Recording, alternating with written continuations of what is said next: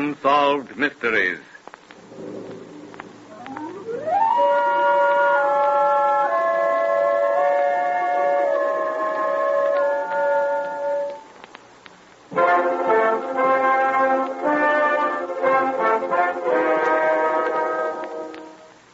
Out of deference to people who may still be living, character names in some of these true unsolved mysteries have been changed.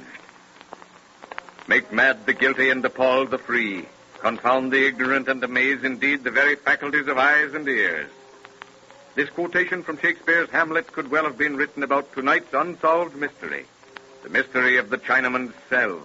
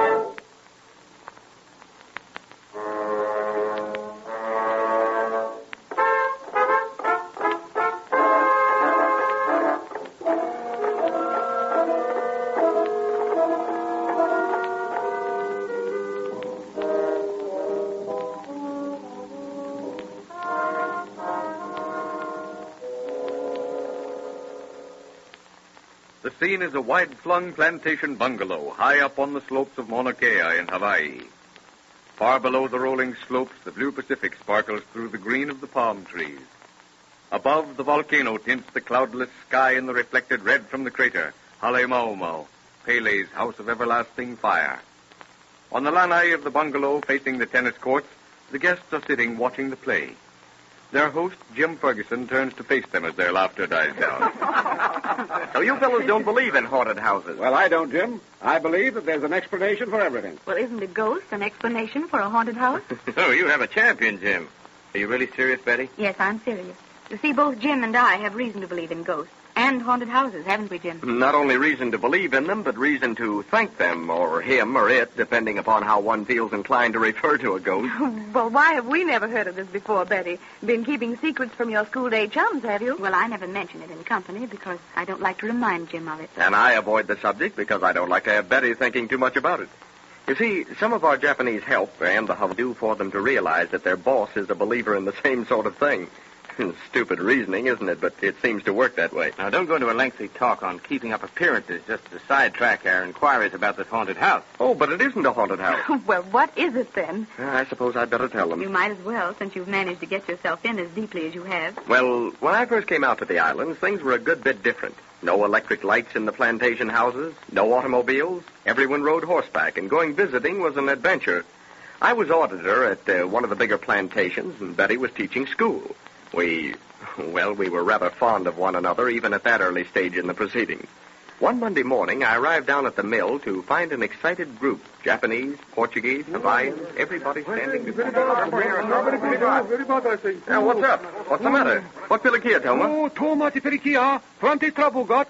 Some man's breaking into store and stealing money. The dickens, you say? Hey, wait a minute there. Who are you? Where you going? I'm the auditor. Oh, hello there, Mr. Watkins. The manager, Mr. Watkins, here, tells me that you're the only man who has access to the safe. But I'm not. Mr. Watkins has access to the safe. How dare you? What do you mean by implying that I stole the money? Didn't you imply that I stole it when you told the sheriff that I was the only one who had access to the safe? You've got keys to the safe, too. But my keys are in the safe. I think you better come along with me, Mr. Jim Ferguson. All right, come along. See you later, Mr. Watkins. Off to jail marches Jim Ferguson. A preliminary hearing decides that he must stand trial. Time drags by on leaden feet, and time is passing is made less bearable by the knowledge that everyone on the plantation believes Jim Ferguson guilty. Everyone, that is, but Betty. And one night, quite late, Jim hears the clanging of the outer gate and hollow ring of footsteps approaching down the long, stone-flagged corridor leading to his cell.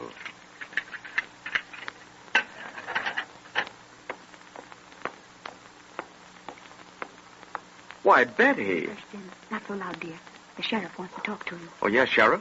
Young fella, I don't know whether or not you're guilty. Oh, he's not. I know he's not. Oh, thanks, Betty. Well, it's as I say. I don't know. But I have my doubts. I want you to do something for me. I'll do anything at all. All right. I want you to change cells. I want to put you in the old cell block. It's damp and it's uncomfortable, but it'll only be for one night. But what's the idea? Please do as the sheriff asks, Jim. All right. And one other thing. I don't want you to open your mouth tonight. Don't say a word. Oh, I'm not likely to. There isn't anyone to talk to. But I'm having some guests visiting the prison in a few moments. Friends of yours. And that's why I'm warning you. No matter what happens, don't you say one word. I won't. Come on, then. We gotta hurry.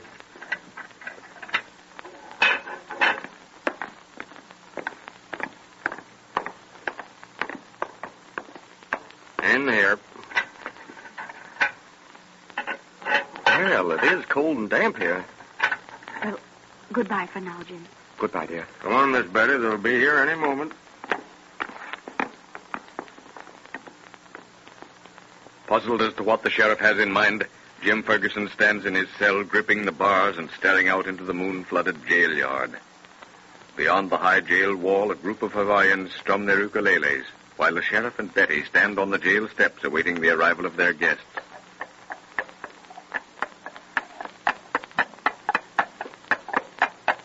Well, here we are, Sheriff. Come right into the jail. It's got to be a first time for everything, you know. How many prisoners, Sheriff? 11. Is that all? Hey, we don't have much crime here. We only built this new block because the old one is uncomfortable. Not because we needed more room. How old is the old block? About 70 years. It's built of blocks of lava. Now, here's where we go through the lock. All clear. Oh, all the doors open at one time. Now, step inside. I thought you were coming with me. With us, Betty. The sheriff asked me. I hated to refuse. You'll go back with me? Let's wait and see. You see, it's really quite a comfortable jail. Jails go. Now we go through this way, the old cell block. Oh, anyone in there now? Yep, Jim Ferguson. Oh, let's go in and see him. There he is in that cell next to the Chinaman cell. Chinaman cell? Yep, it's haunted. Whoever heard of a cell being haunted? Well, this one is. What fun, a haunted cell. What rubbish. I'm surprised at you, Sheriff, believing in that stuff. Perhaps.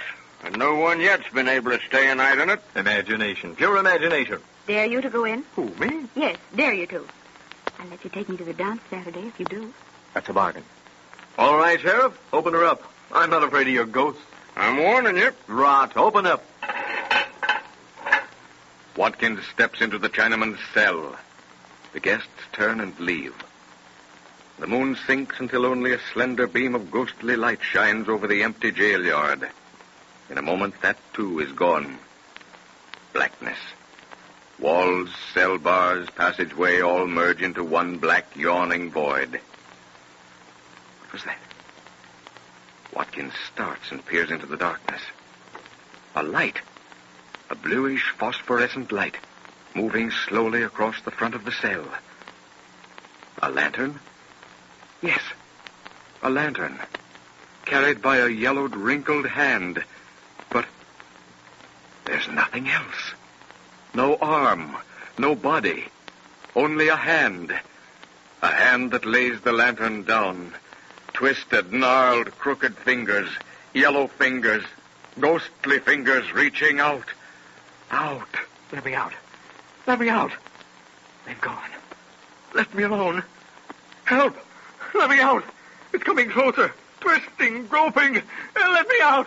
Let me out. I'll confess. I did it. I took the money. I'll admit anything, only let me out. Let me out. Let me out. In just a moment, you will hear a solution to the mystery of the Chinaman's cell.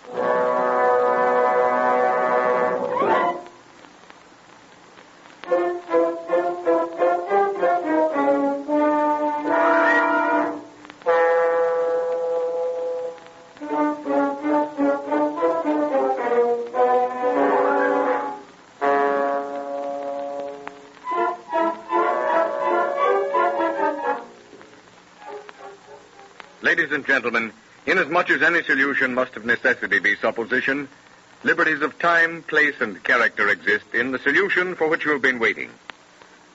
We return to the Lanai before Jim Ferguson's house, where the guests await an explanation. That certainly was an experience. You see, the sheriff didn't really believe Jim guilty. Not after I told him that Watkins had been paying attention to me. And Betty was certain that Watkins took the money to get me sent to jail and out of the way. But the Chinaman's cell, I don't understand it. The sheriff told us that a Chinaman guilty of murder and waiting execution hanged himself in that cell. What of it? Well, any time the sheriff wanted to get a confession, he placed his suspect in that cell, and before long they were shrieking to get out. Oh, so yours wasn't the only experience? Oh, by no means. All in all, the sheriff has obtained over 70 confessions that way. Even if the person put into the cell doesn't know about the Chinaman's suicide? It makes no difference, apparently. Oh, but there must be a logical explanation. Let me read you extracts from the papers of the Society for Psychical Research, Volume 15, page 64. While inquirers believe that the appearances are due to the agency of spirits of the dead, they usually suppose the method to be a telepathic impact on the mind of the living by some automatic projection from a consciousness which has its center elsewhere. I end the quotation.